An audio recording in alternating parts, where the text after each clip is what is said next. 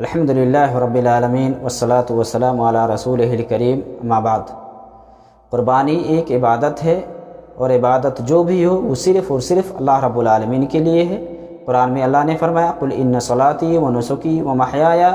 و مماتی للہ رب العالمین، کہ آپ فرما دیجئے کہ میری قربانی، میری نماز، میرا جینا مرنا سب کچھ اللہ رب العالمین کے لیے ہے۔ اسی طرح قربانی یہ شعائر اسلام میں سے ہے۔ سورہ حج میں اللہ رب العالمین نے فرمایا وَمَن يُعَظِّمْ شَعَائِرَ اللَّهِ فَإِنَّهَا مِن تَقْوَى الْقُلُوبِ۔ قربانی یہ سنت ہے یا واجب ہے، اسی سلسلے میں گفتگو کروں گا آج میں۔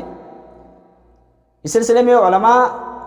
کے درمیان اختلاف ہے اور دو گروہ ہیں۔ ایک گروہ کا یہ کہنا ہے کہ قربانی یہ واجب ہے، جبکہ دوسرے گروہ کا یہ کہنا ہے کہ قربانی یہ سنت ہے۔ واجب کا مطلب یہ ہوتا ہے کہ کوئی آدمی استطاعت رکھنے کے باوجود اگر چھوڑ دے تو گناہگار ہوگا، جبکہ سنت کا مطلب یہ ہے کہ استطاعت کے باوجود بھی اگر نہ کرے تو گناہگار نہیں ہوگا۔ تو جو لوگ وجوب کے قائل ہیں ان کے پاس بھی دلائل ہے، جو لوگ سنیت کے قائل ہیں ان کے پاس بھی دلائل ہے۔ تو جو لوگ وجوب کے قائل ہیں ان کی پہلی دلیل ابن ماجہ میں ابو ہریرہ رضی اللہ تعالی عنہ سے حدیث ہے کہ نبی صلی اللہ علیہ وسلم نے فرمایا من کان لہ ساعہ ولم یضحی فلا یقربن مصلانا، کہ جس کے پاس طاقت ہو طاقت کے باوجود بھی قربانی نہ کرے وہ ہماری عیدگاہ نہ آئے۔ اس روایت سے استدلال کیا گیا کہ آپ صلی اللہ علیہ وسلم نے عیدگاہ آنے سے بھی منع فرمایا، جبکہ اس روایت کے سلسلے میں محدثین نے یہ بیان کیا ہے کہ یہ روایت مرفوع نہیں ہے، یعنی نبی صلی اللہ علیہ وسلم سے یہ ثابت نہیں ہے، بلکہ یہ موقوف ہے، صحابی کا قول ہے۔ موقوف اس روایت کو بولا جاتا ہے کہ جہاں صحابی کرے یا کہے، صحابی کے قول اور فعل کو موقوف کہا جاتا ہے۔ تو یہ ابو ہریرہ تک ٹھیک ہے، یعنی یہ روایت موقوف ہے، مرفوع نہیں ہے، جسے کہ حافظ ابن حجر نے اس کے موقوف ہونے کی طرف ہی اشارہ کیا ہے کہ صحیح یہ ہے کہ یہ روایت موقوف ہے۔ اسی طرح سے امام بہقی نے امام ترمذی وغیرہ سے نقل کیا ہے کہ یہ روایت موقوف ہے۔ دوسری روایت جو پیش کرتے ہیں مخنف بن سلیم سے، جو نسائی وغیرہ کے اندر ہے، جس میں وہ بیان فرماتے کہ ہم نبی صلی اللہ علیہ وسلم کے ساتھ عرفات کے میدان میں تھے، تو اللہ کے نبی صلی اللہ علیہ وسلم نے فرمایا لوگو ہر گھر والے کے اوپر ان علی کل اہل بیت فی کل عام اضحیہ، ہر گھر والے کے اوپر ہر سال قربانی ہے۔ اس سے استدلال کرتے ہیں کہ آپ نے فرمایا ہر سال قربانی ہر گھر والے کے اوپر، لہذا یہ واجب ہے۔ جبکہ یہ روایت اس کے حوالے سے محدثین نے کلام کیا ہے کہ یہ روایت سند کے اعتبار سے صحیح نہیں ہے، کیونکہ اس کی سند میں ایک راوی ہے ابو رملہ، جس کو محدثین نے مجہول الحال کہا ہے، اور یہ روایت ضعیف ہے اسی راوی کی وجہ سے، لہذا یہ قابل حجت نہیں ہے۔ اسی طرح سے صحیح بخاری کی ایک روایت ہے جسے استدلال میں پیش کرتے ہیں کہ اللہ کے نبی صلی اللہ علیہ وسلم نے فرمایا کہ جو نماز سے پہلے قربانی کر دے اس کو چاہیے کہ اس کی جگہ دوسری قربانی کرے، یعنی دوسرا جانور ذبح کرے۔ تو گویا آپ نے دوسرا جانور ذبح کرنے کے حوالے سے فرمایا تو گویا واجب ہے یہ، جبکہ اس سلسلے میں جو لوگ سنیت کے قائل ہے کہتے کہ نہیں، اگر واجب کا معاملہ ہوتا تو ایسا نہیں آپ نے اس میں واجب فرمایا، بلکہ یہ مستحب ہے کہ آدمی اگر قربانی عید سے پہلے کر لے تو اس کو چاہیے کہ عید کے بعد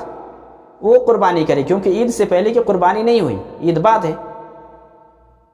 تو جو لوگ سنیت کے قائل ہیں وہ دلیل میں جو روایات پیش کرتے ہیں ان میں سے پہلی روایت ام سلمہ رضی اللہ تعالی عنہا سے صحیح مسلم میں کہ اللہ کے نبی صلی اللہ علیہ وسلم نے فرمایا اذا رأیتم ہلال ذی الحجہ واراد احدکم ان یضحی فلیمسک عن شعرہ واظفارہ، کہ جو بھی تم میں سے ذوالحجہ کا چاند دیکھ لے اور قربانی کا ارادہ رکھتا ہو تو اسے چاہیے کہ اپنے بال اور ناخن وغیرہ نہ کاٹے۔ اس سے استدلال یہ کیا جاتا ہے کہ اس میں آپ نے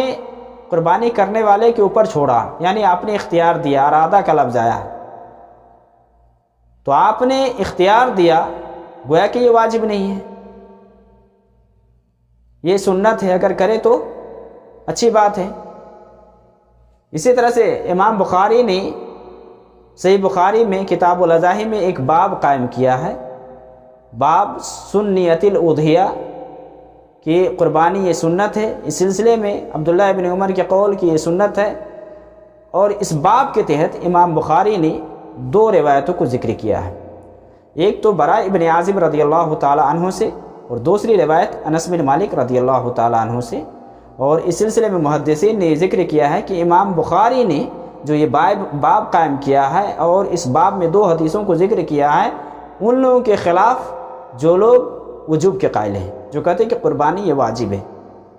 انہی لوگوں کی تردید میں امام بخاری نے ان حدیثوں کو ذکر کیا ہے۔ پہلی حدیث برا ابن عازب رضی اللہ تعالیٰ عنہ سے کہ اللہ کے نبی صلی اللہ علیہ وسلم نے فرمایا ان اول ما نبدا فی یومنا ھذا ان نصلی ثم نرجع فننحر فمن فعل ذلك فقد اصاب سنتنا، کہ سب سے پہلے ہم آج یعنی عید کے دن، عید قربا کے دن ہم نماز پڑھیں گے اور نماز کے بعد ہم لوٹیں گے تو قربانی کریں گے، تو جو اس طرح سے کرے تو اس نے ہماری سنت کو پا لیا۔ اس میں سنت کو پانے کے حوالے سے ذکر آیا ہے، اور اسی حساب سے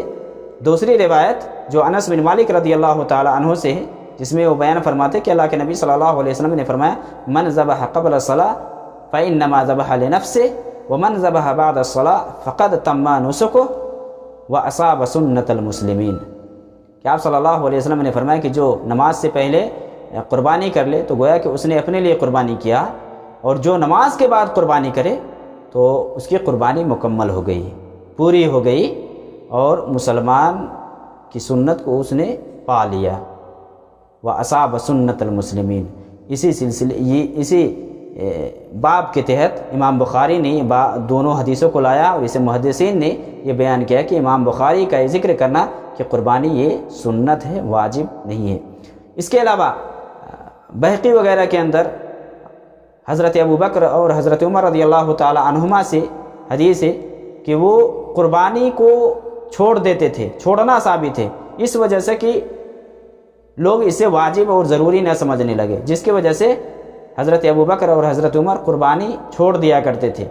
کہ لوگ اسے واجب نہ سمجھے۔ اور یہ روایت بہقی کے اندر ہے سنن الکبریٰ میں، اور یہ روایت صحیح ہے کہ اس ڈر سے